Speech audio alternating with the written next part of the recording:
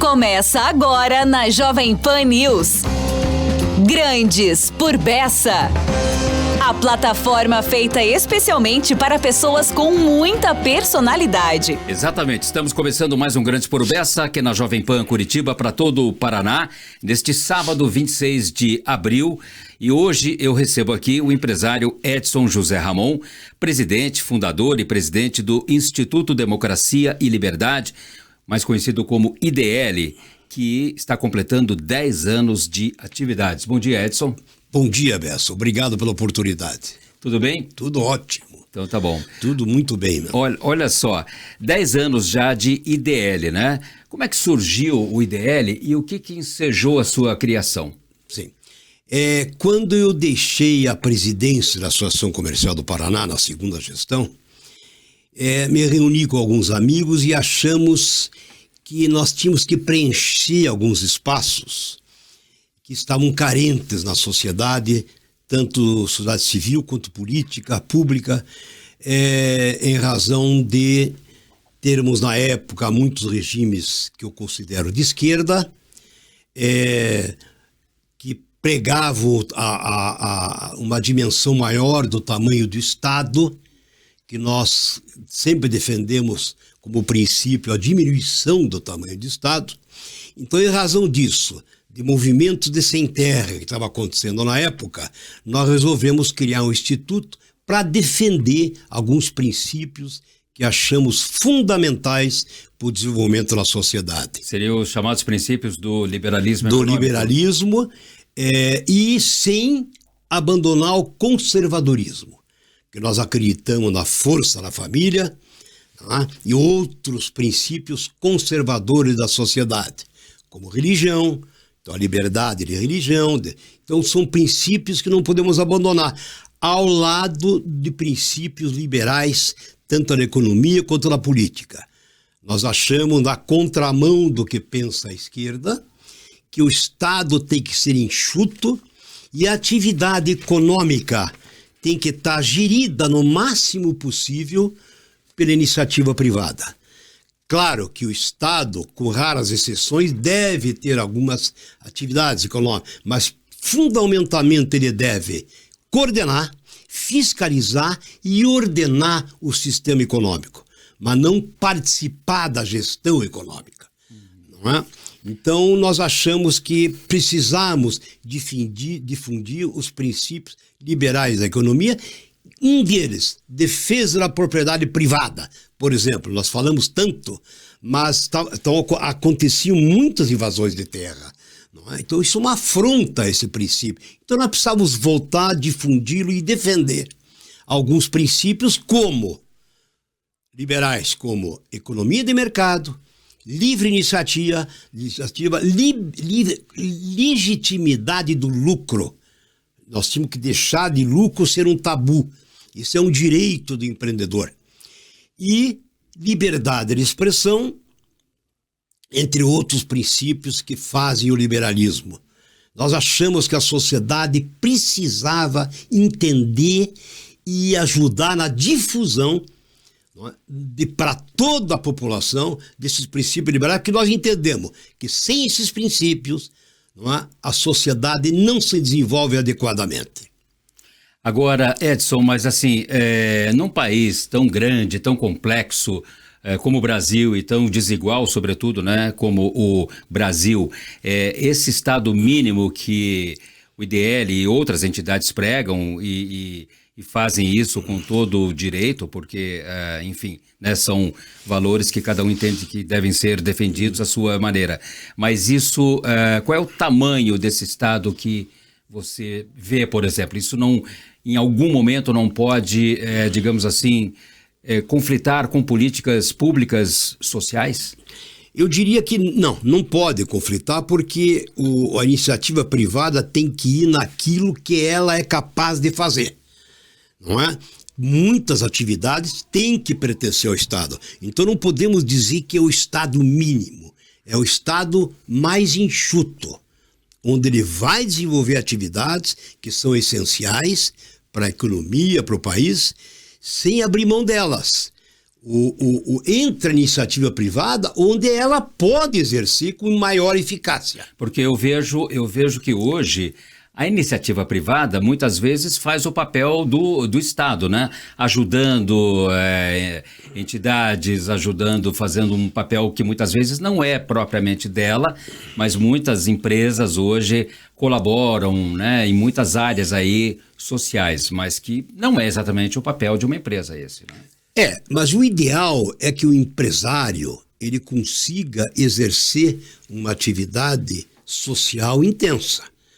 Porque, na nossa opinião, o lucro é um instrumento necessário e de retorno no capital para o empresário, mas é um instrumento necessário para agenciar o social, para promover causas filantrópicas, públicas, não é? Que contribuem com o seu funcionário e com a comunidade que essa empresa pertence. Então é importante que o empresário tenha como fim não somente o lucro, mas a contribuição socioeconômica, cultural da comunidade que ele pertence. Ok. Quer dizer, o lucro não pode ser, pelo que eu estou entendendo da sua resposta, um fim em si mesmo.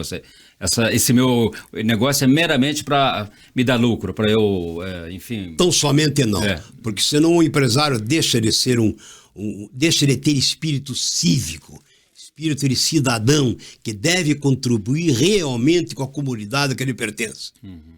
Agora, você falou há pouco aí numa das suas, acho que na primeira resposta, né, da questão né, que o IDL surgiu num contexto de que o Brasil vinha caminhando mais para a esquerda, né, politicamente falando. Hoje estamos aí no terceiro governo Lula, né? Como é que você vê esse momento atual do Brasil? Como é que o IDL vê, você como dirigente do IDL? Um momento muito delicado, não é?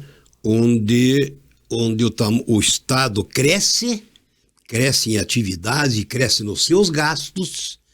Veja o déficit, não é? Que nós temos hoje no déficit público, absurdo, não conseguimos estancar, muito menos diminuir. Isso é muito perigoso a médio e longo prazo para um processo inflacionário incontrolável, pode chegar. Então, nós vemos com muita preocupação e achamos que vai se solucionar ou começar a se solucionar com mudança de governo. Porque a mentalidade do nosso presidente e do governo atual é exatamente o oposto. É aumentar o Estado e aumentar a gastança do dinheiro público.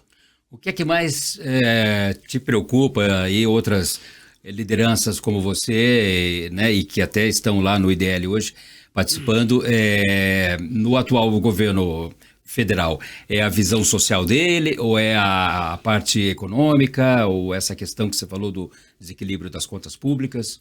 Maiormente o desequilíbrio das contas públicas. Porque há uma mentalidade do governo Lula de gastar, de irrigar com dinheiro público a sociedade, porque ele acha que isso promove o crescimento do PIB. Mas esquece que a curto ou médio prazo, isso pode se transformar num processo inflacionário galopante. Essa é a nossa grande preocupação. Então, que é o que está acontecendo hoje com a questão dos preços aí, né, dos itens básicos. Tá aí, né? Esse é um exemplo claro disso, um exemplo atual claro disso que nós estamos falando. Precisa ter muito cuidado com a gastança pública. Não é? Por isso que nós defendemos que o Estado tem que ser menor. E a máxima de geração econômica possível ser através da iniciativa privada. Isso não quer dizer que o Estado seja anulado, muito pelo contrário. Ele tem que ser forte para promover um ordenamento, né, nessa economia toda que será gerida, em sua maioria, pela iniciativa privada. Certo. Bom, eu já comecei aqui de cara te fazendo uma pergunta sobre o surgimento, né, do IDL e não foi esquecimento, mas vou fazê-lo agora, né? Daqui um pequeno histórico do IDL. O Instituto Democracia e Liberdade é uma entidade civil sem fins lucrativos, embora você esteja aqui defendendo o lucro, né? Mas o IDL não tem fins lucrativos. Lucro do empresário, né? Sim, né? É uma instituição dedicada à promoção da pesquisa, produção e divulgação de ideias e conceitos que sustentam uma sociedade baseada nos pilares da democracia representativa e pluralista, da economia de mercado e livre iniciativa, que você já falou aqui, né? Da descentralização do poder estatal, direito à propriedade privada, que você também já defendeu aqui, da legitimidade do lucro, liberdade de expressão e responsabilidade individual. Bom, no plano assim de democracia, como é que você vê o país hoje? Ainda existe a democracia no país, não é? Mas eu acho que a grande ameaça da democracia é o aumento exorbitante do tamanho do Estado. Aí nós estamos partindo para um socialismo, o que não é bom. Então, o grande perigo, a linha divisória de democracia para o socialismo está principalmente no tamanho do Estado que o socialismo prega. E nós pregamos na contramão uma diminuição. Então hoje nós estamos correndo o risco. Você consegue dar um exemplo desse aumento aí do tamanho do Estado? A gastança, o déficit público. Déficit público. Ele reflete no déficit público. Essa grande conclusão que se percebe para dizer que o Estado aumentou dentro da filosofia socialista. Certo. Que o socialismo... o Estado tudo deve prover. Essa é a filosofia socialista. Nós achamos que tem que estabelecer no país o princípio da meritocracia. Então, você acha que nós corremos ou estaríamos caminhando assim por uma venezuelização do Brasil? Não diria tanto, porque eu ainda acredito no Congresso brasileiro, na sua força, não é? Que também está sendo deteriorada. Mas ainda acredito nisso, para estar distante da Venezuela. Então, acho que o Congresso ainda é forte o suficiente para impedir isso. Mas eu gostaria de repetir, o socialismo ou a esquerda, como está hoje no Brasil, de um modo geral, ela prega que o Estado deve prover o cidadão.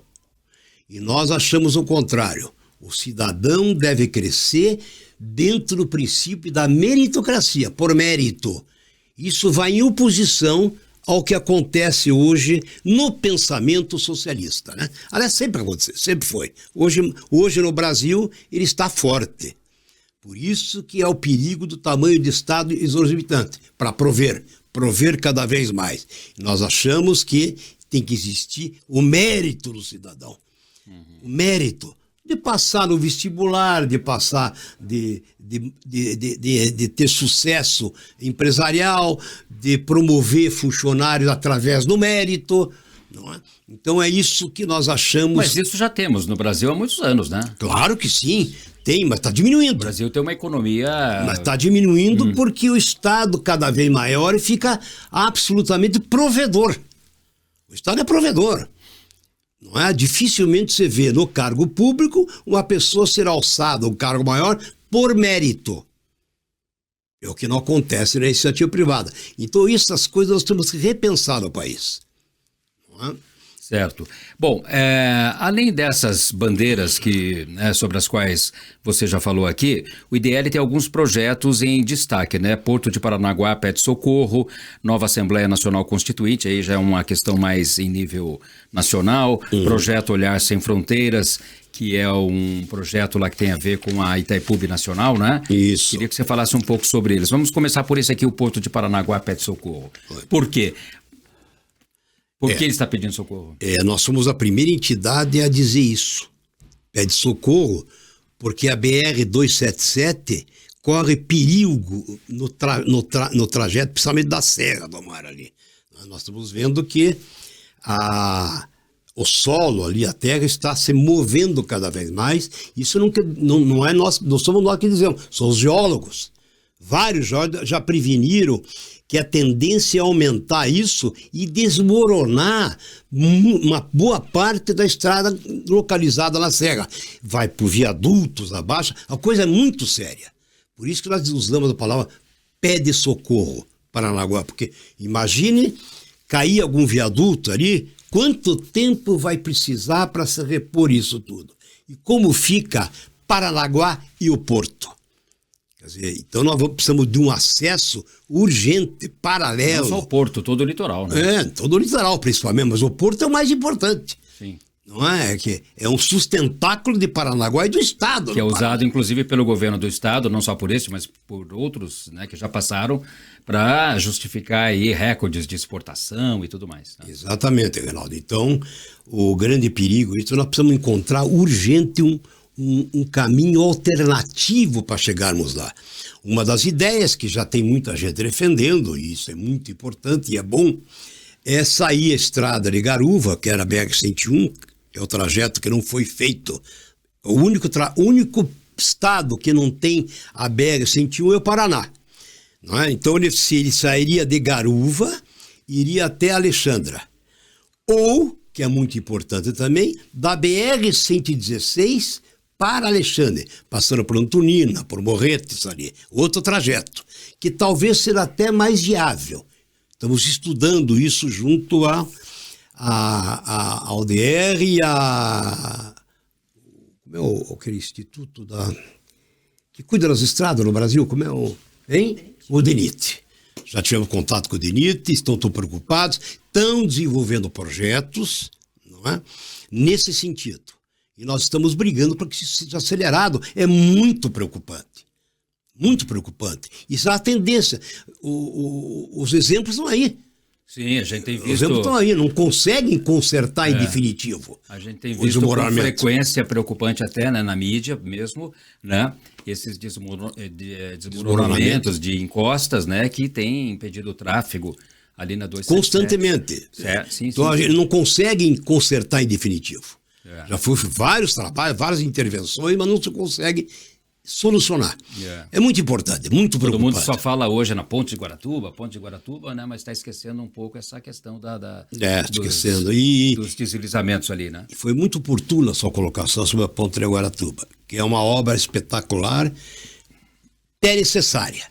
Porém, estão esquecendo, quando acaba a Ponte de Guaratuba do lado de Caiobá, lado de cá, do ferryboat ali, não é de cá, ele desemboca e não tem alargamento daquele acesso que é muito estreito até ali a saída de Caiobá, até a Juscelino Kubitschek, né, que chama, aquela rua que vai até Matinhos, para a saída da Alexandra ali. Não é? Ali não está se mexendo e não tem projeto. Se imagine o trânsito que vai ter ali, o risco de gargalo que teremos na praia de Caiobá. Uma coisa que precisa ser estudada e que nós já falamos, não está citado, mas com vários órgãos. Nós estivemos já conversando e não vemos uma solução imediata para isso. Edson, falando em Ponte de Guaratuba, mas já fazendo um link aqui com o governo do estado, muito se fala hoje na possível candidatura do governador Ratinho Júnior à presidência já no ano que vem, né, em 2026. O que você acha disso? Você acha que ele é um nome viável? Seria um nome que atenderia esses anseios da direita hoje brasileira? Sem dúvida. O Ratinho, Carlos Massa, é um homem, é um estadista. Pouca idade, jovem, dinâmico, com muita energia e que conseguiu demonstrar na sua gestão a eficiência da sua equipe e de tudo que foi feito no Paraná. Veja, o Estado hoje é absolutamente sólido em liquidez financeira. Está fazendo muitas obras. Se não me falha, são 300 bilhões de investimentos previstos já entre o que está sendo realizado e o que vai realizar. É um homem que merece uma ascensão política. E merecer ascensão política quer dizer que deve se candidatar a presidente da República. Então, eu acho que esse espaço existe. É um homem de direita, não é? Nunca de esquerda, mas que atende os anseios da esquerda também. Isso é o grande mérito do Ratinho. A esquerda não lhe quer mal, que lhe quer bem. Assim como a direita, que é um homem público exemplar. Eu acho realmente que ele tem condições de se candidatar e de ser eleito presidente. Numa eventual possibilidade do ex-presidente Jair Bolsonaro poder disputar a próxima eleição, com quem você ficaria? Eu, pessoalmente? Pessoalmente, com o Ratinho. Com o Ratinho. Não é? Ratinho é um homem prudente, fala o que tem que falar, faz o que tem que fazer e não fala bobagem. Não fala. Não fala sem pensar, sem analisar. Quer dizer, ele tem a prudência como virtude. Essa é a razão que eu preferiria o Ratinho. Bolsonaro foi um grande presidente, a meu ver, fez um bom governo, com exceção no Ministério da Saúde, que ele se atrapalhou um pouco. Mas nos outros, ele fez um grande governo, um bom governo, deixou o país em boa condição. Mas é uma pessoa excessivamente polêmica. E no Brasil, nós precisamos de alguém que catalise, que congregue, que una. Você falou há pouco que, quando eu te perguntei, né, sobre como é que você vê o Brasil hoje em termos de democracia, né, porque o próprio governo federal, o próprio presidente Lula e outros, mesmo pessoas, né, políticos com cargos no partido, no PT, falando muito em democracia o tempo todo. E você falou que ainda confia no Congresso brasileiro, né? Sim. E no nosso Supremo, você confia? Não. Não confio, lamentavelmente. Lamentavelmente. O guardião da justiça brasileira está deixando a desejar, que é o Supremo Tribunal Federal. Não é? As atitudes violentas em termos de decisões, não é? De agressões. Você veja, por exemplo, agora no 8 de janeiro, independente não vamos entrar no mérito se for golpe ou não foi golpe, a meu ver não foi. Mas as penas que o Supremo está colocando para pessoas simples é 17, 18 anos de cadeia. Não é? Veja o caso lá da manicure lá que pintou. Meu Deus, fizesse a mulher limpar, fizesse a mulher ter alguma pena pecuniária, mas jamais 17 anos de prisão. Quer dizer, que mentalidade é essa do Supremo? Mentalidade do quê? Que é castigar ou que é fazer justiça? Não é? Então, deixa a desejar realmente, entre outros exemplos que tem por aí. Certo. Bom, eu achei que você ia continuar, por isso a pausa aqui. Voltando aqui para esses outros projetos do IDL, né? Você falou aí há pouco do Porto de Paranaguá, Pet Socorro, que eu acho que é uma pauta muito justa e oportuna essa, né? Necessária, absolutamente necessária. E você, né, aí o outro projeto é a nova Assembleia Nacional Constituinte, e esse projeto Olhar Sem Fronteiras, que tem a ver aqui com o Paraná, que é um projeto que tem a ver ali com a hidrelétrica de Itaipu, né? A região lá da chamada Costa Oeste, né? Que parece que tem um grupo já de empresários aqui do Paraná que se movimentando aí para utilizar os recursos, já que a dívida já foi amortizada, né? Há alguns anos já, né? Sim. Para qual seria a ideia aí? Essa ideia nasceu no IDL, não é? Que foi agregada depois com um grupo de empresários que nós fazemos parte, não é? Que hoje a coordenação está com o Atilano Homem Sobrinho. Ele está coordenando esse projeto. Realmente nós temos empresários nesse grupo de todo o Paraná e do Paraguai já. Não é? É uma ideia que quando o Itaipu terminou de pagar a dívida, além do seu resultado normal operacional, começou a sobrar 2 bilhões de caixa por ano. Que agora começou já, que terminamos o ano passado de pagar essa dívida. Né? Então começou a sobrar. Então nós defendemos que esses recursos, 1 bilhão do Brasil, 1 bilhão do Paraguai, sejam gastos em infraestrutura. No estado, que pegaria Mato Grosso, pegaria Santa Catarina, pegaria o Paraguai, não é? E a ideia maior é levar uma estrada, tanto ferrovia quanto de rodagem, para Antofagasta, o porto no Chile, para abrir o Pacífico para nós também. Não é? Então, seria uma economia fabulosa para nossas exportações. Não é? Principalmente criando até uma rota alternativa aí a Paranaguá, inclusive. Sim, sem dúvida. Sem dúvida. Então, esse valor seria gasto em infraestrutura, que seria constituído um fundo gerido pela própria Itaipu, que traríamos fundos de investimento do mundo inteiro, que já tivessem uma sondagem, que estariam dispostos a colocar. Então, esse 2 bilhões por ano, num bilhão do Brasil... 2 bilhões de reais. 2 bilhões de reais. Não, 2 bilhões de dólares. Dólares. Estamos falando em dólares. Perdão, 2 bilhões de dólares. Falando em quase 10 bilhões. Seria multiplicado por 5 com outros fundos vindo de fora. Nós, imagina, teríamos 10 bilhões de dólares para implantar a infraestrutura. Então seria uma coisa fabulosa. Esse governo teria o mérito, ele seria o responsável, não é, por esse acontecimento. O governo Lula, você fala? Lula, isso, mas eles não estão dando guarida à ideia, lamentavelmente. O Paraguai, o seu presidente, deu guarida, já concordou e até já colocou um fundo lá para eles.